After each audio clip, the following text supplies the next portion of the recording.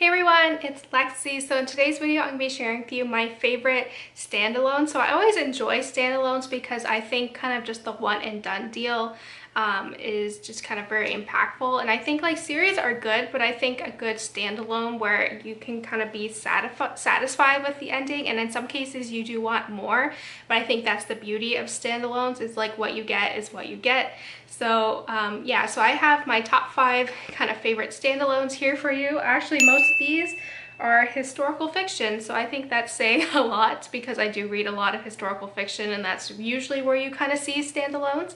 So yeah, without further ado, let's get started. So the first book is probably one of my all-time favorite books, and it is The Nightingale by Kristen Hanna. This is a book that I read maybe 3 years ago, and I immediately loved it. So it follows 2 sisters in France during World War II when kind of the Germans come and kind of occupy France, and just the different roles that these sisters take in kind of like the resistance to World War II. One becomes kind of like a spy, like that helps kind of smuggle in kind of like Allied fighter pilots who kind of crash into France back into Spain, and the other sister has to open her doors to a Nazi official. So I think this book is really impactful. It is kind of has a dual storyline where kind of one of the sisters is kind of looking back on this, so you don't really know like which sister it is, but it's just a really impactful book, and it really struck a chord with me. It was just something that was just really impactful, and the ending I feel like is bittersweet just how everything ends, but I feel like it was really done well. So if you haven't picked this book up yet, go pick it up. And I also saw that it was going to be made into a movie in the next couple of years, so I'm really excited about that. So you definitely pick it up before you go see the movie when it comes out in like 2 years or so. So yeah. Next is The Secret Keeper by Kate Morton, and this is a book that I read over the summer, and it was just beautiful. So I think this is one of 2 Kate Morton books that are in this video. You're probably, if you watch my few videos over like the past couple months, you're probably sick of me talking about these books, but these books are just amazing. So this one follows a girl named Nell who kind of on her 20th birthday finds out that her parents aren't actually her biological parents. They kind of found her on a boat dock after a boat loaded on from England, because she lives in Australia now. So that kind of causes her to kind of question everything. She has like an identity crisis, and so she kind of searches for her family. So kind of flash forward to present day, we're kind of following Nell's granddaughter after Nell passes away, and she kind of learns about kind of this history. So she kind of tries to kind of search for these missing connections.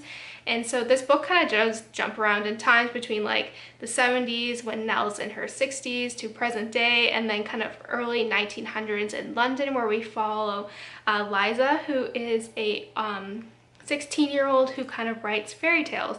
So you don't really know how her story intertwines with Nell.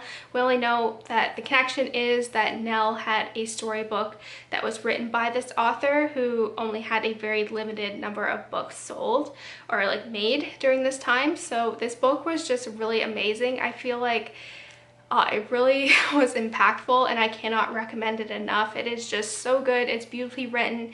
If you are a fan of kind of London like historical fiction in the early 1900s, I think this will be the perfect book for you.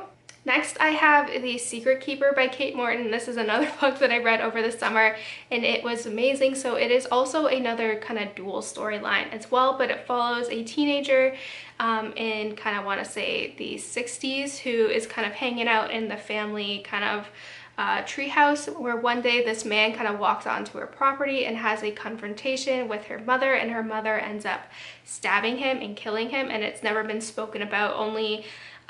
Only this teenager kind of knows about it, and it's never been talked about again. But when her mother is kind of in her 80s and she's kind of has dementia, it kind of comes up again. So she kind of tries to go back and kind of understand this, because there is a picture that might have a connection to this man. So she kind of searching this, and it kind of goes off from there. This book is really good.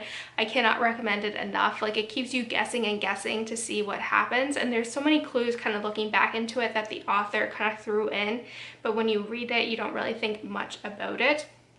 But it was really good. It kind of also with the dual storyline, it kind of shows kind of London during the kind of the bombings that took place, and just kind of everything, and just kind of I think it was just really well done, so I cannot recommend this book enough. Next, I have The Night Circus by Erin Morgenstern. This is a book that I've heard so many great things about on BookTube, but I didn't end up picking it up until recently. So it takes place in the mid-1800s about kind of a circus that comes and goes very mysteriously. It will be there for one place for 2 weeks and then just disappear in the middle of the night. So while this is going on, there is kind of a duel going on between two magicians.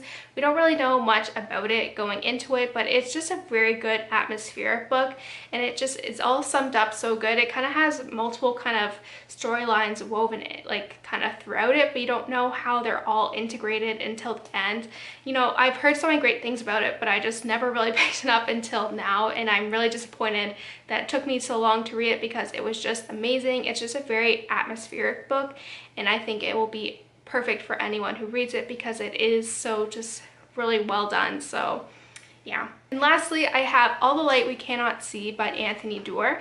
This is a book that I read a long time ago and I loved it. I haven't really talked about it a lot on this channel in a long time just because I have read it such a long time ago, but I think it is also, it's also another historical fiction World War II book, but it kind of follows two storylines of China kids growing up while all this is happening. It kind of follows one kid who ends up getting thrown into Hitler's youth, and he's kind of grows up becoming a soldier and just kind of his story with it. And then there also follows another kind of girl who is blind growing up in France, and just kind of how there's two stories intertwined. I think this book is one of the best books I've ever read. I say this about all these books on here, which is true, but it's just really good, and just kind of how these plots intertwine and just kind of the atmosphere of this book as well was really well done. So if you're one of the few people who haven't read this book yet, I highly recommend you go check it out. So that's it, guys. I hope you enjoyed this video. Let me know in the comments below what some of your favorite standalones are, and so yeah, don't forget to give this video a thumbs up, and I will see you guys next time. Bye, guys.